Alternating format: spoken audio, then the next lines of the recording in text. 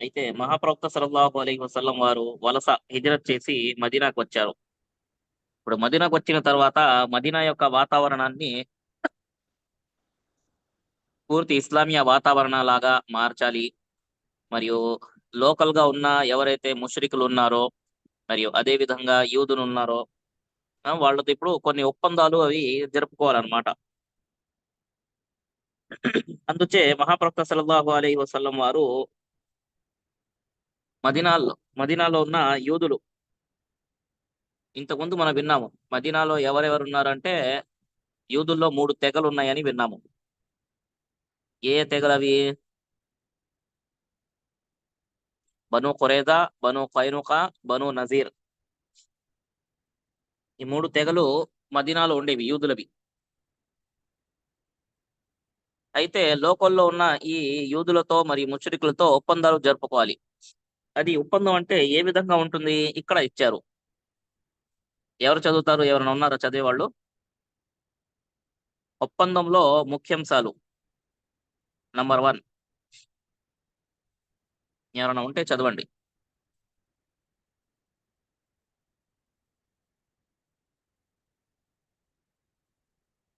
వినండి. అస్సలం బను వాలేకుం. అలిస్లాం చెప్పండి. ఒప్పందంలోని ముఖ్యాంశాలు. బను ఔఫ్కు సంబంధించిన యూదులు ముస్లింలతో కలిసిపోయి ఒకే సమాజంగా ఉంటారు. యూదులు తమ ధర్మం పైన, ముస్లింలు ఇస్లాం ధర్మం పైన స్వతంత్రంగా నడుచుకోవచ్చు. అది యూదులు, ముస్లింలు మరియు వారి బానిసలు మరియు సంబంధికుల హక్కు. బను ఔఫ్ తెగే కాకుండా మిగతా యూదుల హక్కులు కూడా ఇలాగే ఉంటాయి. ఈ ఔఫ్ ఎవరు అంటే ఇక్కడ మదీనాలో ఉన్న పురాతనమైన 2 తెగలు వాళ్ళంట, ఔఫ్ మరియు ఖజరజ్ అని. అతి పెద్ద తెగలు. అయితే ఇక్కడ ప్రవక్త వారు అన్నారు మదీనా రాగానే, ఎవరు కూడా ఎవరు ఏ ధర్మంపై అయితే ఉన్నారో, అంటే యూదులు యూద ధర్మంపై ఉన్నారో, వాళ్ళు స్వేచ్ఛంగా మీరు మీ ధర్మంపై ఆచరించడానికి మీకు పూర్తి హక్కు ఉంది. ఎవరు ఎవరిపై దౌర్జన్యం చెయ్యరు. ఈ ఈ ఔఫ్ వాళ్ళు ఎవరైతే ఉన్నారో వాళ్ళు ఈ యూదులు ఈ తెగ వాళ్ళపై లేదా వీళ్ళు వాళ్ళపై దౌర్జన్యం చేసే ఎటువంటి హక్కు ఎవరికి లేదు. ఎవరు ఎక్కడున్నా సరే వాళ్ళు స్వతంత్రంగా ఆచరించవచ్చు అనేది ముందు ఒకటి నియమాన్ని నియమించుకున్నారనమాట. నంబర్ 2. యూదులు, ముస్లింలు వారి వారి ధనాన్ని వారి ఇష్టప్రకారం ఖర్చు పెట్టుకునేందుకు బాధ్యులు. దీనిపై మీ ధర్మంపై మీరు ఇస్లాం స్వీకరించాలి, లేదా మీరు మదీనాలో ఉంటున్నారు, మా ఆధీనంలో ఉంటున్నారు కనుక మీపై ఎలా అధికారం లేదా మీ ధనంపై అధికారం చెలాయించే హక్కు ఎవరికి లేదు. ఎవరు ఎవరి ధనానిపై వాళ్ళ హక్కుదారులు వాళ్ళే, వాళ్ళు ఎలాగైనా దానిపై ఖర్చు చేసుకోవచ్చు. మీరు ఇలా చేయాలి, ఇంతే ఖర్చు చేయాలి అనేది ఎవరిపై కూడా ఏ నిబంధన కూడా పెట్టకూడదు, పెట్టము అనేది చెప్పారు ప్రవక్త వారు. నంబర్ 3. ఏ శక్తి అయినా ఈ ఒప్పందంలోని ఏ వర్గంతో యుద్ధానికి పాల్పడితే దానికి వ్యతిరేకంగా వీరు ఉభయులు కలిసి యుద్ధం చేయాల్సి ఉంటుంది. ఇప్పుడు ఇప్పుడు మదీనాలో ఒప్పందం చేసుకునేది ఎందుకంటే మదీనాలో ప్రశాంతమైన వాతావరణం ఒకటి ఉండాలి, శాంతియుతమైన వాతావరణం ఉండాలి. అందుకు ఏం చేయాలి? ప్రతి ఒక్కరూ స్వేచ్ఛంగా ఉండాలి. మూడోది వచ్చేసి ఇక్కడ ఏ మదీనాపై ఎవరు కూడా దాడి చేయడానికి వచ్చినా సరే అందరూ కలిసి, మదీనాలో యూదులు ఉన్నారు, ముస్లింలు ఉన్నారు, ముష్లికులు ఉన్నారు, మీరు చేసుకోండి పోండి, మీపై వాళ్ళు దాడికి వచ్చారు అని కాకుండా, తప్పించుకోకుండా ప్రతి ఒక్కరు కూడా కలిసి ఎవరైతే మదీనాపై దాడి చేయడానికి వచ్చారో వాళ్ళని వ్యతిరేకించాలి. మాకు సంబంధం లేదు, మీరు చూసుకోండి అని చెప్పే మాటే అసలు ఉండకూడదు అనేది ఒక నియమాన్ని ఖరారు చేశారు.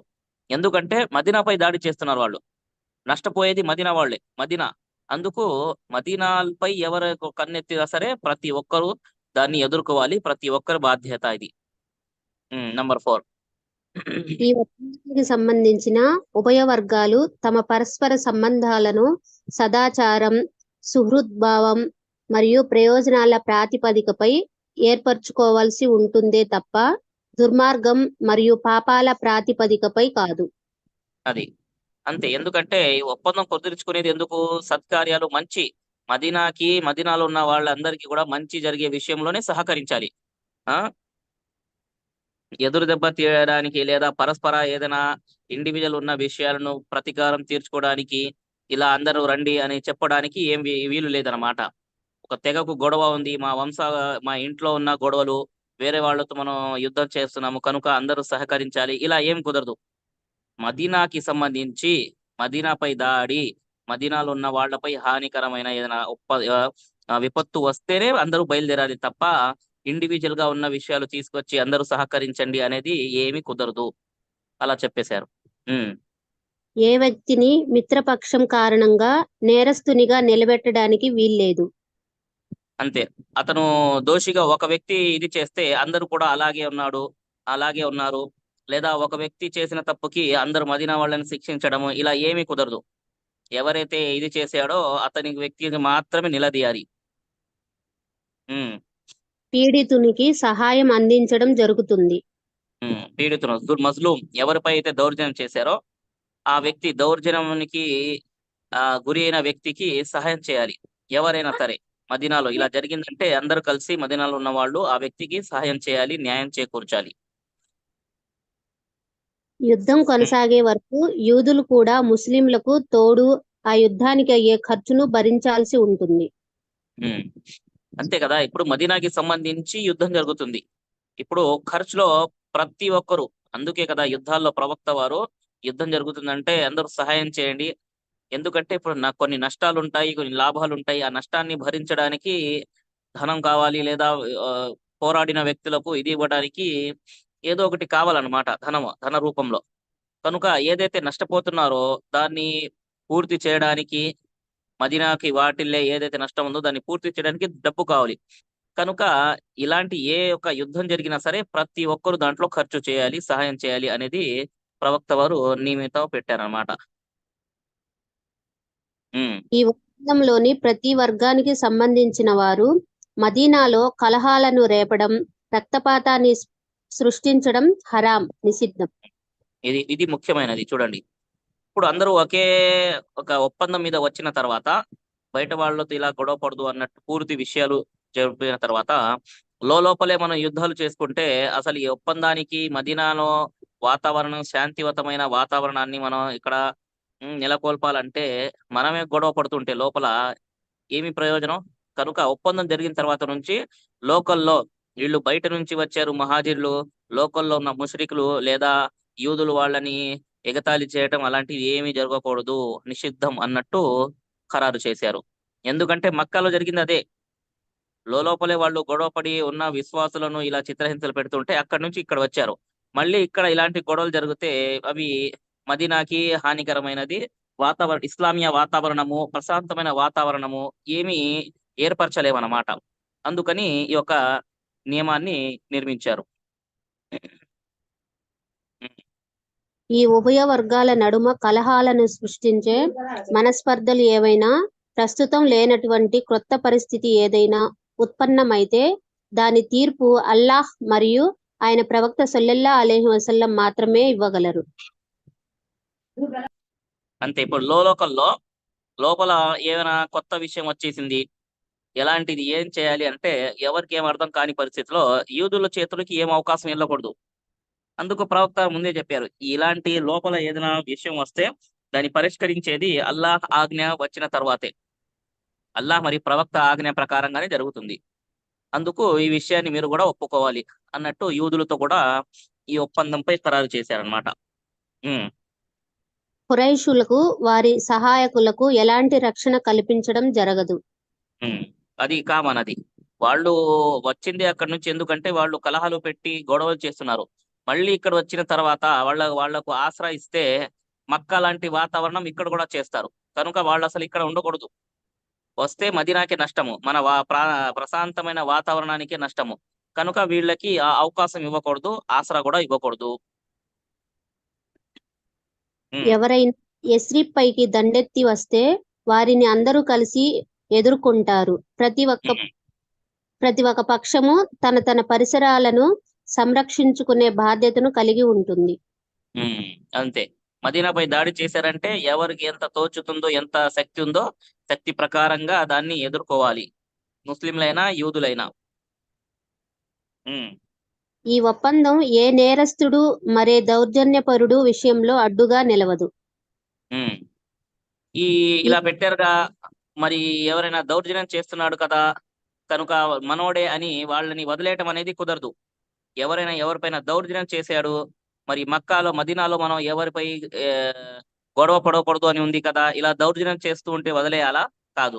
దౌర్జన్యం చేసిన వ్యక్తికి శిక్షించాల్సిందే, నిలదీయాల్సిందే. అందుకు దౌర్జన్యం చేయకూడదు. చేస్తే ఈ ఒప్పందాలు ఏమి కూడా ఆ వ్యక్తిపై అమలు ఉండదు అనమాట. ఖచ్చితంగా ఆ వ్యక్తికి శిక్షించాల్సిందే.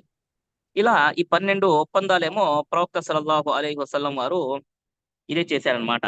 ఈ ఒప్పందాల ప్రకారంగానే మదీనాలో ఇప్పుడు ప్రశాంతమైన వాతావరణం చేరుకుంది. ఇది ఈ విధంగా ఉంటే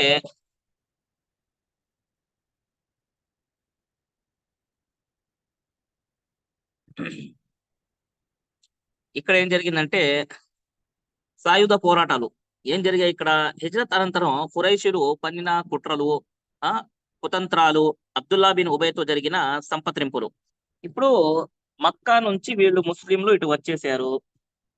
ఇప్పుడు దాకా దౌర్జన్యం చేశారు, వాళ్ళు చిత్రహింసలు పెట్టారు.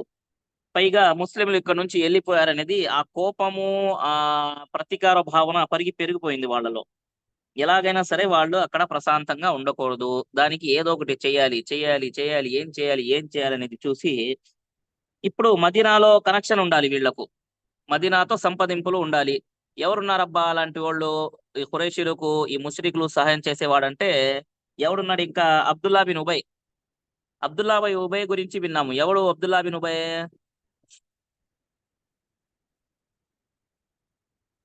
మర్చిపోయారు అనుకుంటా. అబ్దుల్లా బిన్ ఉబై ఎవరు?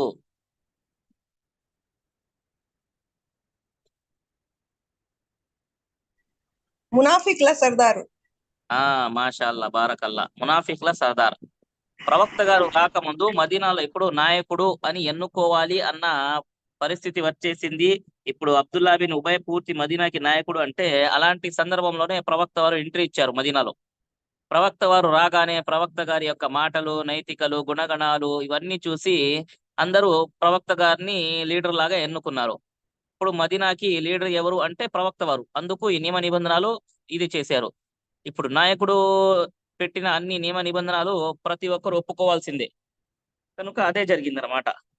అయితే ఇప్పుడు నా యొక్క సీటు, నా యొక్క పదవి ఈయన లాక్కున్నాడు, ఎలాగైనా ప్రతీకారం తీర్చుకోవాలన్న ఈ ఆవేదన, ఈ కోపము, ప్రతీకార భావన ఉంది. ఏం చేయాలంటే ఇప్పుడు అవకాశం వచ్చింది. మక్కాలో ఉన్న వాళ్ళు ఈ అబ్దుల్లా బిన్ ఉబైకి లెటర్ రాశారు. చూడు, మనోళ్ళు ఇట్లా వచ్చేసారు మీ వద్దకు, మీరు వాళ్ళని యుద్ధం చేసి తరిమి కొడితే ఓకే, లేదంటే మనమే యుద్ధం చేసి మీపై వచ్చి మీ ఉన్న సహోదరులందరినీ హతమార్చటము, మీ ఆడవాళ్ళని బానిసలుగా చేసేయటము, మీ మదీనా ప్రాంతం మొత్తాన్ని సర్వనాశనం చేసడం అనేది జరుగుతుంది. కనుక మీరే ఈ వ్యక్తిని అక్కడి నుంచి తరిమి కొడితే మంచిది, లేదంటే మనం వస్తే మరి యుద్ధం సంభవిస్తుంది, మీ ఇష్టం ఇంకా అన్నట్టు ఒక లెటర్ రాశారు అబ్దుల్లా బిన్ ఉబైకి. అయితే అబ్దుల్లా బిన్ ఉబై కూడా అవకాశంలో ఉన్నాడు, ఎలాగైనా సరే ఇతన్ని ఇక్కడ నుంచి తీసేయాలి, గొడవ పెట్టి తరిమి కొట్టేయాలి అన్నట్టు ఉన్నారు ప్రవక్త వారికి. వెంటనే ఈ లెటర్ రాగానే ఉన్న ఫ్రెండ్స్ ని మరియు సర్కిల్ మొత్తాన్ని పోగు చేసుకున్నాడు.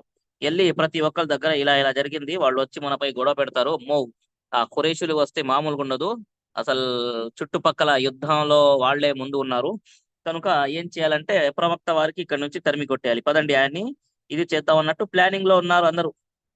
ప్రవక్త వారికి ఈ సమాచారం అందుతుంది, ఇలా ఇలా టీం ని పోగు చేస్తున్నాడు యుద్ధం చేయడానికి అన్నట్టు. ప్రవక్త వారు వస్తారు, ఏంటి ఇలా సమాచారం అందింది నాకు, సరే మీరు యుద్ధం చేయడానికి వస్తే వాళ్ళు వచ్చి ఎంత అయితే నష్టం చేయాలనుకుంటున్నారో మీరు యుద్ధం చేస్తే దానికన్నా ఎక్కువగా మీరే కోల్పోతారు. మీరు యుద్ధం చేసేది మీ అన్నదమ్ములు, మీ సహోదరులు, మీ పరస్పరం ఇప్పుడు దాకా మీరు కలిసి ఉన్న వాళ్ళతోనే మీరు యుద్ధం చేస్తారు. ఇలా యుద్ధం చేసి గొడవ పెట్టుకోవటము, హతమార్చడం అనేది మీకు సమంజసమైనదా? ఈ నష్టాన్ని మీరు భరించగలుగుతారా అనేది ప్రవక్త వారు ప్రశ్నిస్తారనమాట. ఈ దెబ్బకు అందరూ అమ్మో, ఇది ఈయన చెప్పింది కూడా కరెక్టే, ఇలా చేయకూడదు మనము, నన్ను ఇలా చేస్తే మనమే నష్టపోతాం అన్నట్టు ఈ చుట్టుపక్కల ఉన్న వాళ్ళందరూ కూడా అర్థమైపోయింది. కానీ అబ్దుల్లా బిన్ ఉబైకి అర్థం కాల. ఎందుకు? పదవి పోయిన బాధలో ఉన్నాడు అనమాట. అందరూ వదిలేసి ఒంటరిగా చేసి వెళ్ళిపోయారుగా అన్నట్టు అతను కూడా కాస్త చల్లపడి సరే అన్నట్టు వెనక ఒక అడుగేస్తారు అనమాట. కానీ ప్రవక్త వారు గమనిస్తారు, ఇతనే ఇలాంటి యుద్ధ సందర్భాలను తీసుకొస్తున్నాడు అనేది గమనించి దృష్టిలో పెట్టుకుంటారు. ఈ విధంగా ఇలా జరిగిందనమాట. అంటే మక్కాలో ఉండి కూడా వీళ్ళు ఈ విధంగా ప్రేరేపించటము ఇలాంటి పనులు మొదలు పెట్టారు. దానికి కారణము ఒక సహాయం చేసేవాడుగా అబ్దుల్లా బిన్ ఉబై రయీసుల్ మునాఫికీన్ ని తీసుకున్నాడు. సరే, తర్వాత వచ్చేసి ఏమైంది, ముస్లింలు అందరూ ఇక్కడ నుంచి వెళ్ళిపోయారు మక్కా నుంచి. ఇప్పుడు మక్కాలో వాళ్ళు వస్తే వీళ్లకు ఉండడానికి అవకాశం లేదు, ముస్లింలను మస్జిద్ హరాంలో ప్రవేశించకూడదు, అడ్డుకోవడం అనేది ఒక ప్లాన్ వేశారు వీళ్ళు. ఏం జరిగింది అసలు, ఏం జరిగిందంటే ఈ ప్రవక్త వారు మదీనాకి వెళ్ళిపోయిన తర్వాత సఅద్ బిన్ ముఆజ్ రదియల్లాహు తఆలా వారు ఉమ్రా చేయడానికి మక్కాకు వస్తారు. ఇప్పుడు మదీనా నుంచి వచ్చిన వాళ్ళు లోకల్లో ఎవరైనా సహాయం చేయాలి. ఉమయ్యా బిన్ ఖల్ఫ్ అని సఅద్ బిన్ ముఆజ్ కి స్నేహితుడు, అంటే ఆయనతో పాటు ఈయన ఉమ్రా చేయడానికి వస్తారు. సరే, నాకు మంచి అవకాశం చూసి తవాఫ్ చేసే ప్రదక్షిణ చేసే సమయానికి నాకు తీసుకెళ్ళు అంటే సరే అని మధ్యాహ్నం సమయంలో ఉమయ్యా బిన్ ఖల్ఫ్ హజరత్ సఅద్ బిన్ ముఆజ్ కి ఉమ్రా చేపించడానికి, అదే తవాఫ్ చేయడానికి తీసుకెళ్తారు. ఈ క్రమంలో అబూ జహల్ చూస్తాడు. ఏంటి ఉమయ్య అంటే ఇలా తవాఫ్ చేయడానికి వెళ్తున్నారు, మీతో పాటు ఎవరు ఉన్నారంటే సఅద్ బిన్ ముఆజ్. ఈయన మదీనాకి చెందిన వ్యక్తి కదా, ఇక్కడ నుంచి వెళ్ళిపోయిన వాళ్ళు అంటే. అప్పుడు చెప్తారు అబూ జహల్, ఏం చెప్తాడు, ఏంటి మీరు ఇక్కడ నుంచి వెళ్ళిపోయి అక్కడ ప్రశాంతంగా ఉన్నారంట, అక్కడ ఉండి మీరు మీ ప్రాణాలని కాపాడుకున్నారు అని అనుకుంటున్నారా? ఖచ్చితంగా మేము నిలదీస్తాము, మీకు ఆ ప్రశాంతత లేకుండా చేస్తాము. ఇప్పుడు గనక మన లోకల్ వ్యక్తి ఉమయ్యా బిన్ ఖలఫ్ మీకు సహాయం చేయకుండా ఉంటే అసలు నువ్వు ఇక్కడ నుంచి క్షేమంగా వెళ్ళేవాడివే కాదు, అసలు మీకు నీ పరిస్థితి అలా చేసేవాళ్ళం అంటే. అప్పుడు సఅద్ బిన్ ముఆజ్ గారు అంటారు, మీరు ఇక్కడ టైట్ చేస్తే మీకు కూడా మేము ఎక్కడ పట్టుకోవాలో ఆ విధంగా మేము నిలదీస్తాము అని చెప్తారు సఅద్ బిన్ ముఆజ్. అంటే మీ వ్యాపార బిడారాలు మదీనా పై నుంచే వెళ్ళాలి, అబూ జహల్ ని ప్రత్యేకంగా నువ్వు పంపించిన బిడారం కూడా అటు నుంచి వెళ్ళాలి, నువ్వు ఇక్కడ నన్ను పట్టుకుంటే నిలదీస్తే నీ వ్యాపార సంగతి ఏంటి ఆలోచించుకో అని సఅద్ బిన్ ముఆజ్ కూడా చెప్తారనమాట. ఇది ఇలా ఉంటే మదీనా నుంచి వెళ్తూ సఅద్ బిన్ ముఆజ్ వెళ్తుంటే వీళ్ళు సమాచారం పంపిస్తారు, మీకు ప్రశాంతత ఉండదు, ఎట్టి పరిస్థితుల్లో మేము మీ ప్రశాంతతను హరాం చేస్తాము, మీకు అసలు శాంతి లేకుండా చేస్తాము అని ప్రవక్త వారికి ఈ సమాచారం చెప్పండి అన్నట్టు చెప్పి పంపిస్తారు. ఈ సమాచారం వచ్చిన తర్వాత ప్రవక్త సల్లల్లాహు అలైహి వసల్లం వారు వాళ్ళు ఎప్పుడైనా ఏ క్షణమైనా వచ్చి మనపై సహాబాలపై దాడి చేయవచ్చు అని వచ్చిన తర్వాత సహాబాలందరూ కూడా అలర్ట్ గా ఉంటారు. ప్రవక్త వారు కూడా ప్రతి క్షణం మేల్కొని ఉండటం, రాత్రిపూట జాగారం చేయటం, సహాబాల గురించి చూసుకోవటం అలా చేసేవారు. మరియు సహాబాలు కూడా ప్రవక్త సల్లల్లాహు అలైహి వసల్లం వారిపై ఏదైనా దాడి జరుగుతుందేమో, వాళ్ళు ఇలా చెప్పి పంపించారు కదా, ప్రవక్త గారిని మనం చూసుకోవాలి అనే క్రమంలో రాత్రిపూట ప్రవక్త వారికి సెక్యూరిటీ లాగా ఉండేవారు. సహీ బుఖారీ గ్రంథంలో ఆయిషా రదియల్లాహు తఆలా అంటున్నారు, మదీనా వచ్చిన తర్వాత ప్రవక్త సల్లల్లాహు అలైహి వసల్లం రాత్రిపూట జాగారం చేసేవారు. ఎందుకు, వీళ్ళు వచ్చి ఎప్పుడు దాడి చేస్తారు, మదీనా యొక్క వాతావరణాన్ని ఎక్కడ పాడు చేస్తారు, సహాబాల్ని హతమారుస్తారేమన్న భయంతో ఈ విధంగా చేసేవారు. ఒకరోజు చెప్పారు, కాష్ ఈ రోజు ఎవరైనా ఇక్కడ రాత్రిపూట కాపలాగా ఉంటే ఎంత బాగుండేది అంటే. ఒక సహాబీ వచ్చి ఉంటారు, ఆయన ఎవరు అంటే సఅద్ బిన్ అబీ వక్కాస్. ఎందుకు వచ్చారంటే మీపై వాళ్ళు దాడి చేస్తారేమో అన్న భయం నాకు కలిగింది, కనుక నేను మీకు రక్షించడానికి కాపలాగా నేను ఇక్కడ ఉంటానంటే ప్రవక్త సల్లల్లాహు అలైహి వసల్లం వారు ఆయనకి దుఆ ఇస్తారనమాట. ఈ విధంగా భయంతోనే ఉంటారు. చివర్లో అల్లాహ్ తబారక వ తఆలా ఒక వాక్యాన్ని అవతరింపజేస్తారు, వల్లాహు యఅసిముక మినన్ నాస్, ఓ ప్రవక్త మీరు భయపడమాకండి, ప్రజల నుండి అల్లాహ్ మిమ్మల్ని కాపాడతాడు అన్న ఈ వాక్యం అల్లాహ్ తబారక వ తఆలా అవతరింపజేస్తారు. దాని తర్వాత నుంచి ప్రవక్త వారు బయటకు వచ్చి అల్హమ్దులిల్లా, అల్లాహ్ నాకు కాపాడుకుంటారు అని మాట వచ్చేసింది, కనుక మీరు భయపడమాకండి, ఇప్పుడు వెళ్ళి నిద్రపోండి అనేది చెప్తారనమాట. ఇది ఇలా ఉంది. అంటే అల్లాహ్ తబారక వ తఆలా వీళ్ళు మీపై ఎప్పుడైనా దాడి చేస్తారు అన్న ఈ మాట చెప్పిన తర్వాత కూడా వీళ్ళు ఈ విధంగా భయపడుతూ ఉంటున్నారు. కనుక అల్లాహ్ తబారక వ తఆలా కూడా యుద్ధ అనుమతి ఇచ్చేశారు. ఏమని ఇచ్చారు, మదీనాలో ముస్లింల మనుగడకే సవాలు నిలిచినప్పుడు ఆ విషయంలో సంఘటనలోనే అల్లాహ్ ముస్లింలకు యుద్ధం చేసే అనుమతి ఇచ్చారు. కానీ ఆ యుద్ధం వారిపై విధిగా చేయడం జరగలేదు. వాళ్ళు వచ్చి దాడి చేస్తారు. అల్లా ఇప్పుడు వాళ్ళతో కూడా యుద్ధం చేయండి అని చెప్పలేదుగా. వాళ్ళు వచ్చేస్తే ఏమిటి పరిస్థితి ఇప్పుడు? ఈ సవాల్ ఒక ప్రశ్న వచ్చేసింది. కనుక అల్లా కూడా వాళ్ళు వస్తే మీరు కూడా వాళ్ళతో యుద్ధం చేయండి అనేది అనుమతి ఇచ్చారు. ఈ అనుమతి ఏదైతే ఉందో సాధారణంగా విధిగా చేసి మీరు వాళ్ళతో యుద్ధం చేయండి అవకాశం దొరికితే అని చెప్పల. జస్ట్ వాళ్ళు వచ్చి మీపై యుద్ధం చేస్తే మీరు కూడా యుద్ధం చేయండి అని సాధారణమైన ప్రకటన చేశారనమాట. ఇలా అల్లాహ్ తబారక తఆలా ఈ సూరాలో ఈ విధంగా అన్నారు. ఉజిన లిల్లజీన యుకాతలూన బిఅన్నహుం జులిము వ ఇన్నల్లాహ అలా నస్రిహిం లఖదీర్. ఎవరితోనైతే యుద్ధం కొనసాగుతుందో వారికి కూడా యుద్ధం చేసే అనుమతి ఇవ్వబడింది. ఎందుకంటే వారు పీడితులు. నిశ్చయంగా అల్లాహ్ వారిని ఆదుకోవడానికి సమర్థుడు. ఈ విధంగా అల్లాహ్ తబారక తఆలా కూడా ఆజ్ఞ ఇచ్చేశారనమాట. ఈ ఆజ్ఞ తర్వాత సహాబాలు మరియు ప్రవక్త సల్లల్లాహు అలైహి వసల్లం వారు అనేక సరియాలు, గజ్వాలు జరిపారనమాట. గజ్వా అంటే బాగా వినండి. గజ్వా అంటే ప్రవక్త వారు స్వతహాగా సహాబాలతో ఉండి చేసిన యుద్ధాన్ని గజ్వా అంటారు. అర్థమైందా? సరియా అంటే ప్రవక్త గారు కేవలం సహాబాలని పంపించి జరిపిన యుద్ధాన్ని సరియా అంటారు. ఈ గజ్వా మరియు సరియాలో ఉన్న వ్యత్యాసం మీరు బాగా గుర్తుపెట్టుకోవాలి. మీకు ప్రశ్న రావచ్చు. కనుక దాని తర్వాత సరియే సీఫుల్ బహర్ ప్రవక్త వారు సహాబాలను పంపించి అనేక గజ్వాలు జరిపారనమాట. ఇప్పుడు అల్లా ఆజ్ఞ ఇచ్చేశారు. కనుక వాళ్ళు దాడి చేయక ముందే మనం కూడా అలర్ట్ గా ఉండాలి, సమాచారం సేకరించాలి, ఎవరైనా దాడి చేయడానికి వస్తూ ఉంటే వాళ్ళని ఎదుర్కోవాలి అన్నట్టు ఈ విషయమై సహాబాలని పంపించేవారు అనమాట ప్రవక్త వారు. అలా కొన్ని చోట్ల పంపించారు. మొదటిది సరియే సీఫుల్ బహర్ అని ఒక విషయము, ఒక యుద్ధము. మరియు అదే విధంగా సరియే రాబిగ్ అనేది ఇది కూడా ప్రవక్త సల్లల్లాహు అలైహి వసల్లం వారు సహాబాల్ని పంపించారు. సరియే ఖరార్ మరియు అదే విధంగా ఒక చోట ప్రవక్త వారు స్వతహాగా పాల్గొన్నారనమాట. గజ్వే అబ్వాహ్ లేదా వద్దాన్ ప్రవక్త గారు స్వతహాగా దీంట్లో వెళ్ళారనమాట. మరియు అదే విధంగా గజ్వే బువాత్ మరియు అదే విధంగా గజ్వే సుఫ్వాన్, గజ్వే జిల్ ఉషైరా మరియు సరియే నఖలా, ఇలా అనేక గజ్వాలు, సరియాలు జరిపారు. అల్లాహ్ తబారక తఆలా ఆజ్ఞాపించేశారు. కనుక మనం యుద్ధం చేయడానికి సిద్ధంగా ఉండాలి అనేది ప్రవక్త సల్లల్లాహు అలైహి వసల్లం వారు కూడా సహాబాల్ని పంపించడము, వాళ్ళు ఎప్పుడైతే యుద్ధానికి చేయడానికి రెడీగా ఉంటారో మీరు కూడా వెళ్ళండి అన్నట్టు వాళ్ళని పంపించి ఇది చేపించారనమాట. అది అల్లాహ్ తబారక తఆలా మీరు వాళ్ళతో యుద్ధం చేయండి అని చెప్పిన తర్వాత జరిగిన ఇన్ని సరియాలు మరియు గజ్వాలు ఉన్నాయన్నమాట. దాని తర్వాత గజ్వే బదర్ మొదటి పెద్ద యుద్ధం జరిగింది, బదర్ యుద్ధము. ఇన్షాల్లా నెక్స్ట్ క్లాస్ లో మనం అది విందాము. అయితే ఈ రోజు విన్న క్లాస్ లో ప్రవక్త సల్లల్లాహు అలైహి వసల్లం వారు మదీనా వచ్చిన తర్వాత యూదులతో ఒప్పందం ఏ ఏ నియమ నిబంధనల ప్రకారంగా కుదిరించుకున్నారు, వాటిలో ముఖ్యమైనవి ఏమిటి అనేది మీకు ప్రశ్న రావచ్చు అన్నమాట. తర్వాత వచ్చేసి మదీనాలో వాతావరణాన్ని ఏ విధంగా ప్రవక్త వారు శాంతియుతంగా చేశారు, మదీనాలో యుద్ధం చేయడానికి ప్రేరేపించడానికి ఆయుధం లాగా ఖురైషులు ఎవరిని వాడారు అంటే అబ్దుల్లా బిన్ ఉబైని.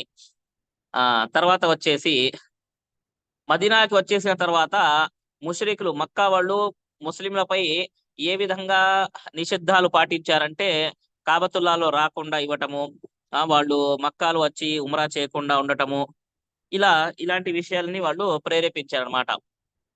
తర్వాత వచ్చేసి యుద్ధ ప్రకటన, అసలు ఎందుకు అల్లాహ్ తబారక తఆలా యుద్ధ ప్రకటన ఎందుకు చేశారు, వాళ్ళపై కూడా మీరు యుద్ధం చేయవచ్చు అని ఎందుకు ఆజ్ఞ ఇచ్చారు అంటే దానికి సమాధానం ఏంటంటే వాళ్ళు యుద్ధం చేయడానికి మేము వస్తామని చెప్పిన తర్వాత అల్లాహ్ మీరు కూడా వాళ్ళు వస్తే మీరు కూడా యుద్ధం చేయండి అని ఆజ్ఞాపించారు. ఈ ఆజ్ఞ తర్వాత అనేక సరియాలు మరియు గజ్వాలు జరిగాయి. ఇవన్నీ చిన్న చిన్నవి. వీటిలో ఎవరిని కూడా నష్టం చేయటము, హాని కలిగించటము అలాంటివి మాలే గనిమత్ అలా ఏమీ రాలేదన్నమాట. బదర్ యుద్ధం నుంచే అన్ని విషయాలు మొదలయ్యాయి. ఇన్షాల్లా ఇంతవరకు మీరు గుర్తుపెట్టుకోండి, పర్సనల్ రాసుకొని పెట్టండి ఇన్షాల్లా. ఓకే,